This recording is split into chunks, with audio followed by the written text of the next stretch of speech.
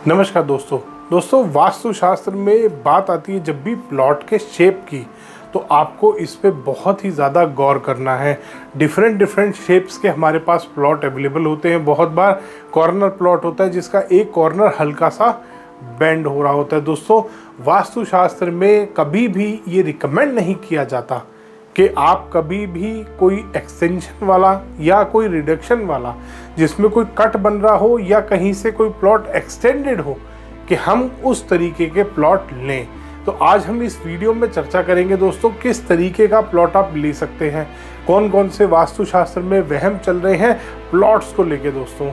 तो इसमें सबसे पहली चीज़ आती है दोस्तों कौन सी शेप का आप प्लॉट नहीं ले सकते। दोस्तों आप स्क्रीन पर देख सकते हैं बहुत सारी हमने शेप्स बनाई हैं, बहुत सारे अलग अलग तरीके के हमने कट्स वाले प्लॉट बनाए हैं, एक्सटेंशन वाले प्लॉट्स बनाए हैं। इसमें आप बड़े आराम से देख सकते हैं कि कौन से प्लॉट आपके लिए सूटेबल नहीं है, और इसके बाद हम चर्चा करेंगे कौन से प्लॉट आपके लिए सूटेबल होते हैं। दोस्तों इस पे आप एक चीज़ पे और गौर करेंगे दोस्तों, साइड में हमने एक बहुत लंबा प्लॉट बनाया है। ऐसे प्लॉट भी वास्तुशास्त्र में जो एक लिमिट से ज़्यादा लंबे हो जाते हैं, इनको भी वास्तु में नेगेटिव माना जाता है। दोस्तों बहुत बार हम देखते हैं, कई बार किसी ने ज़मीन खरीदी होती है, गांव का एरिया भी होता है, कई बार ऐसे में एक लाइन से हमारे पास ज़मीन होती है। अब उसमें एक छोटा सा घर उसको बनाना होता है, तो वो बहुत लंबा एक सिंगल प्लॉट बन रहा था। दोस्तों वास्तुशास्त्र में ऐसे प्लॉट्स को भी नेगेटिव माना जाता है। इसके बाद बात आती है दोस्तों कौन से प्लॉट पॉजिटिव होते हैं। कभी भी आप प्लॉट लेने जाते हैं तो आपको ध्यान करना है कि आपको हमेशा स्क्वायर या रेक्टेंगल शेप प्लॉट ही लेने हैं। दोस्तों आपको इस टाइप का कोई भी प्लॉट नहीं लेना जो कहीं से कटा हो, कहीं से बड़ा हो। और अगर बाई चांस आपने ऐसा कोई प्लॉट ले लिया है तो आपको उसकी प्रॉपर रेमेडी करनी है।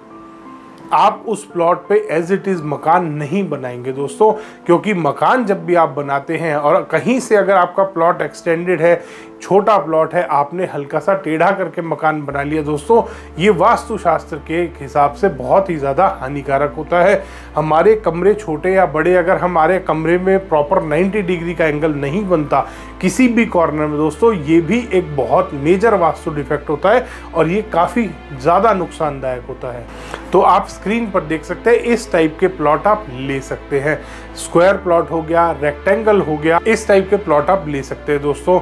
और दोस्तों वास्तुशास्त्र में कुछ प्लॉट्स होते हैं बिल्कुल डेडली, जो आपको कभी नहीं लेने। कुछ कंट्रीज में इस तरीके के प्लॉट्स अवेलेबल होते हैं। ये ट्राइंगल शेप प्लॉट है पहला। दूसरा आप देख सकते हैं सर्कल शेप का प्लॉट है। दोस्तों मैंने इंडिया के बाहर विजिट किया था कंट्री में, वहाँ पर जो लॉट कटे हुए थे वो राउंड कटे हुए थे। वो जो बिल्डर ने लॉट काटे थे वो राउंड काटे थे। एक साइड से एंट्री करते हैं और पूरा राउंड प्लॉट उसने काटा था। उसके आसपास का एरिया उसने गोल्फ कोर्स बनाया था दोस्तों। और इस तरीके के प्लॉट बहुत ही ज़्यादा नुकसानदायक होते हैं दोस्तों। राउंड प्लॉट आपको कभी नहीं लेना, ना ही आपको ट्राइंगल शेप प्लॉट लेना है दोस्तों। ये ओनर के लिए बहुत ही ज़्यादा हानिकारक होते हैं। ये सबसे ज़्यादा डेंजरस प्लॉट होते हैं क्योंकि इनकी कोई रेमेडी भी नहीं करनी चाहिए, क्योंकि रेमेडी असर नहीं करेगी। रेमेडी 50% ही काम करेगी दोस्तों। तो इसलिए इन प्लॉट्स को आपको बिल्कुल नहीं लेना। अब बात आती है दोस्तों वास्तुशास्त्र में चलते हुए कुछ अंधविश्वासों की। इसमें एक सबसे पहला पॉइंट आता है कि अगर आपका प्लॉट या तो परफेक्ट स्क्वायर होना चाहिए, 30 बाय 30 का ही प्लॉट होना चाहिए, 40 बाय 40 का प्लॉट होना चाहिए, या कुछ लोग बोलते हैं कि अगर आपका रेक्टेंगल प्लॉट है तो वो ज़रूरी है कि 30 बाय 60 का हो या 40 बाय 80 का हो, उसका डबल 1:2 का रेशो होना चाहिए। ऐसा नहीं है दोस्तों। आपका प्लॉट 30 बाय 100 का भी हो सकता है, आपका प्लॉट 30 बाय 70 हो सकता है, आपका प्लॉट 40 बाय 90 हो सकता है। तो इसमें कोई वास्तु में रिस्ट्रिक्शन नहीं है। किसी भी लेंथ और विड्थ का प्लॉट है आपका और वो परफेक्ट रेक्टेंगल बन रहा है तो वो नेगेटिव नहीं होगा दोस्तों।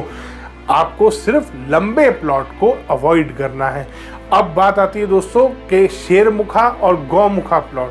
दोस्तों ये बहुत ही ज़्यादा एक सेंसिटिव केस है कि शेरमुखा और गौमुखा प्लॉट, जब भी आपको शेरमुखा दोस्तों माना जाता है कमर्शियल के लिए बहुत अच्छा होता है, और गौमुखा दोस्तों रेजिडेंशियल के लिए बहुत अच्छा होता है, बट इसमें डिपेंड करता है कि आपका जो गौमुख बन रहा है वो कौन सी साइड पे बन रहा है। अगर आपका नॉर्थ वाली फेसिंग पे गौमुख बन रहा है तो दोस्तों ये आपके लिए हानिकारक होगा। आपका साउथ और वेस्ट और साउथ और ईस्ट ये बढ़ा हुआ है और नॉर्थ और ईस्ट आपका घटा हुआ है। नॉर्थ साइड आपकी घट गई है, साउथ साइड आपकी बढ़ गई है। दोस्तों ये भी वास्तु के हिसाब से बहुत ही ज़्यादा हानिकारक होता है। तो इसलिए जब भी आप गौमुखा या शेरमुखा प्लॉट भी आपको मिलता है और आपको कोई बोलता है कि ये बहुत पॉजिटिव प्लॉट होता है या कोई महंगे दाम पे आपको ऐसा कह के बेच रहा है दोस्तों, तो ज़रूर चेक कर ले कौन सी डायरेक्शन का है, क्योंकि हर बार शेरमुखा और गौमुखा प्लॉट भी अच्छे नहीं होते। शेरमुखा दोस्तों कमर्शियल के लिए बताया जाता है और गौमुखा रेजिडेंशियल के लिए। तो अगर आप रेजिडेंशियल के लिए प्लॉट ले रहे हैं और आपको कोई गौमुखा कह के बेच रहा है प्लॉट को, तो ये देख लें गौमुख कौन सी साइड बन रहा है, क्योंकि ये भी बहुत सेंसिटिव इशू होता है दोस्तों। धन्यवाद दोस्तों, वीडियो पसंद आया तो इसको लाइक करें, शेयर करें और चैनल को सब्सक्राइब करना ना भूलें।